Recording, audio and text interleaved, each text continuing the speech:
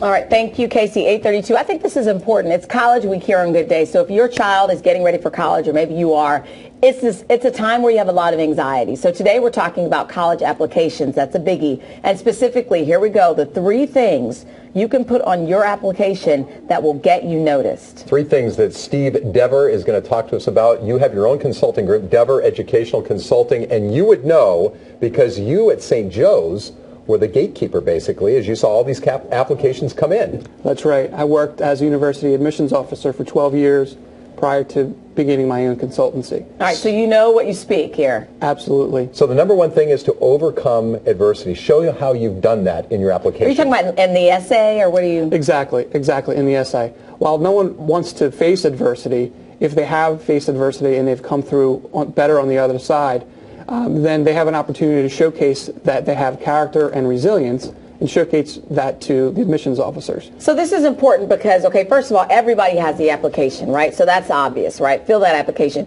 But the essay is where you start to set yourself apart. And I think some people, if you have adversity, you almost don't want to talk about it because you want to feel like you're like everybody else, but you say to use that. Precisely. Like what, though? For example, things such as living through a difficult family circumstance like a separation or a divorce.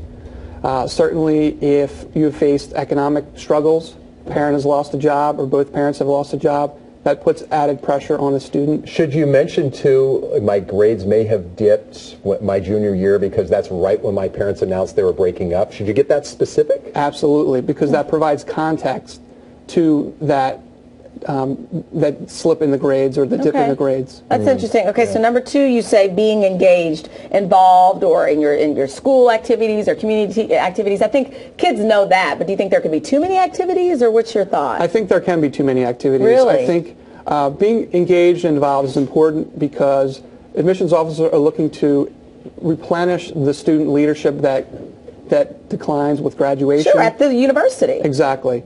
And being engaged shows that person, likely if you project them out for a couple of years, that they will be engaged and involved on campus. So you don't necessarily want just a bunch of brainiacs running around campus. You also want leaders. And how can you tell, though, on paper if you're getting the right person on campus for those 4 years? That's a great question. It's a difficult job, but it can be done. And what happens is admissions officers will pour through applications and essays and activities lists and resumes. So they'll look at the activities lists and resumes to see the depth of activities a student has been involved with.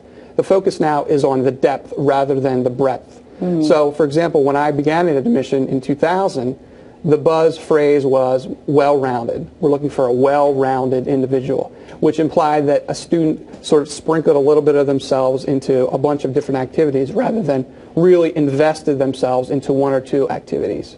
A cause they're passionate about. So now, if you're in 2 or 3 clubs, but you're really into your debate club or you're really into the marching band, they value that?